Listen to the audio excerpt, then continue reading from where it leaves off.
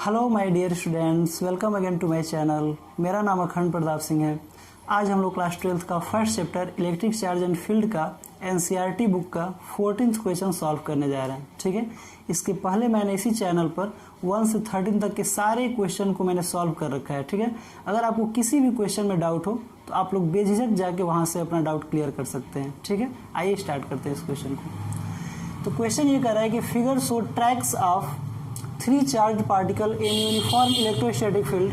Give the sign of the 3 charges. Which particle has the highest charge to mass ratio?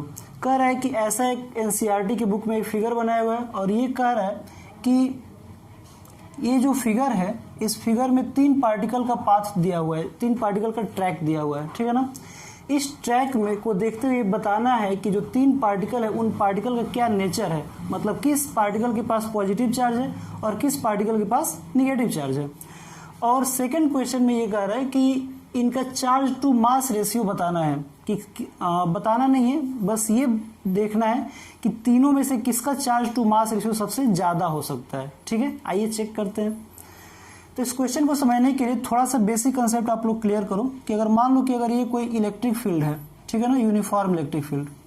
तो uniform electric field का मतलब होता है कि हर जगह एक तरफ चार्ज का डिस्ट्रीब्यूशन हो और इसीलिए इसके अंदर हम एक यूनिफॉर्म इलेक्ट्रिक फील्ड बना रहे हैं। और यूनिफॉर्म इलेक्ट्रिक फील्ड जो होता है हमेशा इक्वी डिस्टेंस पे उसके लाइन बनाए जाते हैं और इक्वल लेंथ के बनाए जाते हैं। ठीक है ना, तो अभी वो क्या होंगे, यूनिफॉर्म इलेक्ट्रिक फील्ड होंगे। अब मान लीजिए कि अगर कोई यूनिफॉर्म इलेक्ट्रिक फील्ड है, यहाँ पे एक यूनिफॉर्म वेलोसिटी से मूव करता हुआ अगर कोई चार्ज पार्टिकल आ रहा है, ठीक है ना, मान लेते हैं क्यू है, इसका चाहे जो भी साइन हो, हम जनरल क्वेश्चन लेके कर रहे हैं। तो अगर क्यू इंटर करेगा तो जब तक वो इलेक्ट्रिक फील्ड्स में इंटर नहीं करेगा तब तक उसकी जो वेलोसिटी होगी वो एक्स डायरेक्शन में होगी, जैसा कि एनसीईआरटी बुक में ये वाई और एक्स डायरेक्शन बनाया हुआ है। तो स्टार्टिंग में जो इसकी वेलोसिटी होगी वो सारा वेलोसिटी क्या होगा, वी एक्स होगा, मतलब कि एक्स डायरेक्शन में वो चलता हुआ आगे बढ़ेगा। यानी कि इसका जो स्टार्टिंग में जो y वेलोसिटी होगी, मतलब y डायरेक्शन का जो मूवमेंट होगा वो 0 होगा, मतलब कि u y की वैल्यू क्या होगा, 0 होगा। y डायरेक्शन में जो इनिशियल वेलोसिटी होगा वो 0 होगा। लेकिन जैसे इस इलेक्ट्रिक फील्ड में इंटर करेगा वैसे ही इलेक्ट्रिक फील्ड इस चार्ज के ऊपर क्या लगाएगा, फोर्स लगाना शुरू करेगा। क्यों फोर्स लगाना शुरू करेगा, क्योंकि इलेक्ट्रिक फील्ड में कोई भी अगर चार्ज पार्टिकल लगते हैं तो उसके ऊपर फोर्स लगता है। कितना फोर्स लगता है, तो इसका रिलेशन यहाँ से निकाल सकते हैं। इलेक्ट्रिक फील्ड इक्वल टू क्या होता है, फोर्स अपॉन चार्ज, यानी कि जो फोर्स होता है वो Q इंटू ई लगता है। कितना फोर्स लगता है, जितना इलेक्ट्रिक फील्ड है और जितना चार्ज है दोनों का प्रोडक्ट के बराबर उसके ऊपर क्या लगना स्टार्ट हो जाता है, फोर्स लगना स्टार्ट हो जाता है।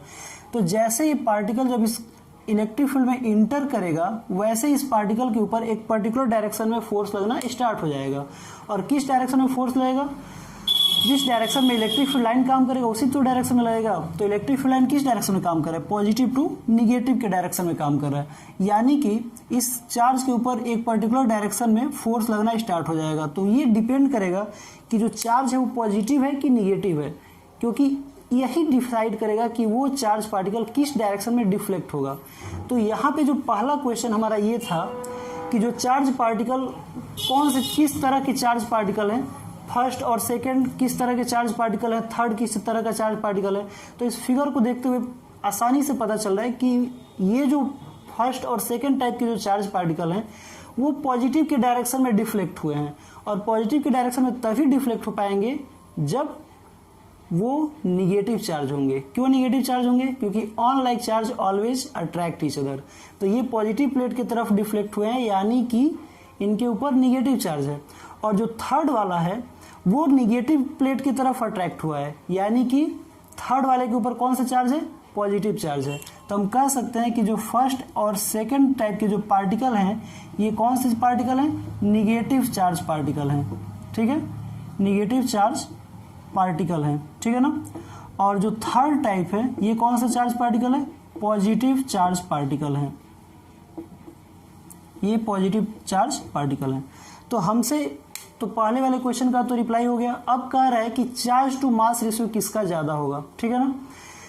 तो जैसे ये चार्ज पार्टिकल जब इंटर करेगा इलेक्ट्रिक फील्ड में तो मान लेते हैं कि इसके अंदर एक पर्टिकुलर डायरेक्शन में एक्सेलरेशन लगना शुरू हो जाएगा, क्योंकि फोर्स इक्वल टू होता है मास इनटू एक्सेलरेशन, यानी कि जो फोर्स होता है वो डायरेक्टली डिपेंड करता है एक्सेलरेशन पे। यानी कि जिस डायरेक्शन में फोर्स लगेगा उस डायरेक्शन में बॉडी एक्सेलरेट होना स्टार्ट हो जाएगा। तो जब वो फोर्स लगेगा तभी स्टार्ट होगा, उसके पहले तो ये इसकी वेलोसिटी जीरो था वाई एक्सिस में। तो मान लेते हैं कि टी टाइम में ये एक्सेलरेट होते होते होते होते यहाँ तक आ गया। तो अपने जो मीन इसका जो रास्ता था उस रास्ते से अगर मान लेते हैं कि ये जो है एच हाइट तक क्या हुआ, डिस्प्लेस हुआ, तो ये जो एच हाइट है ये किन बातों पे डिपेंड करेगा, तो इसको हम लोग निकाल सकते हैं। मोशन के सेकंड इक्वेशन होता है S equal to U T plus half A T square. ठीक है, तो यहाँ से जो एस है इसको हम एच रख लेते हैं हाइट, और जो इनिशियल वेलोसिटी है वाई एक्सिस का वो तो स्टार्टिंग में जीरो था क्योंकि वो एक्स एक्सिस में स्टार्टिंग में मूव कर रहा था, तो वाई एक्सिस का वेलोसिटी क्या था, जीरो था। इसको आप लोग थोड़ा सा प्रोजेक्टाइल मोशन के तौर पे भी आप लोग समझ सकते हो, क्योंकि वहाँ पे भी जब क्लास 11th में आप लोगों ने प्रोजेक्टाइल मोशन पढ़ा था तो वहाँ पे भी जो वाई एक्सिस की जो वेलोसिटी होती थी वही लगातार चेंज होती थी, एक्स एक्सिस की वेलोसिटी हमेशा क्या होता था, कांस्टेंट होता था। वही सेम फिनोमेना यहाँ पे भी बन रहा है। तो यहाँ पे u की वैल्यू क्या हो जाएगा, जीरो हो जाएगा, प्लस 1/2। अब a की वैल्यू कितना होगा, तो यहाँ से देखते हैं a इक्वल टू क्या होता है, a इक्वल टू होता है फोर्स अपॉन मास, और फोर्स इस कंडीशन में क्या होगा, तो फोर्स इक्वल टू होगा q इंटू ई। तो a के बराबर क्या हो जाएगा, q into E upon M. तो इस a की वैल्यू को यहाँ पे हम लोग रख सकते हैं, तो ये हो जाएगा Q E upon M into T square. तो इस क्वेश्चन में जो हाइट की वैल्यू आ रहा है 1/2 Q E upon M into T square. तो इस इक्वेशन को देख के हम लोग बता सकते हैं कि जो 1/2 है ये तो कांस्टेंट है, जो 1/2 है ये क्या है, कांस्टेंट है। और जो इलेक्ट्रिक फील्ड है वो तो तीनों पार्टिकल के लिए सेम था। यहाँ पे जो इलेक्ट्रिक फील्ड बना था वो यूनिफॉर्म इलेक्ट्रिक फील्ड तो तीनों पार्टिकल के लिए सेम था। तो इलेक्ट्रिक फील्ड तो यहाँ पे कांस्टेंट था, और जो टाइम था यहाँ से यहाँ तक पहुँचने का वो तो सबको इक्वल दिया गया था। ठीक है, यानी कि जो हाइट होगा वो सिर्फ एक बात पे डिपेंड करेगा, और वो होगा Q अपॉन एम पर, कि किस पार्टिकल का कितना चार्ज है और किस पार्टिकल का कितना मास है। ठीक है ना, यानी कि जो H है वो डायरेक्टली प्रोपोर्शनल होगा किसके, Q अपॉन एम का। तो इस रिलेशन से हम बता सकते हैं कि जिनका Q/m रेशियो ज़्यादा होगा बिल्कुल वो ज़्यादा हाइट में क्या होगा, डिफ्लेक्ट होगा।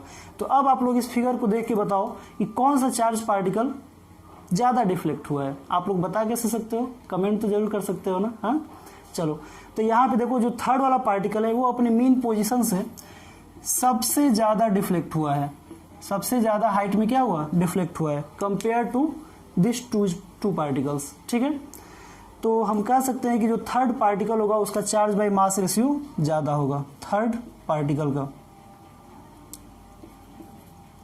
Third particle have highest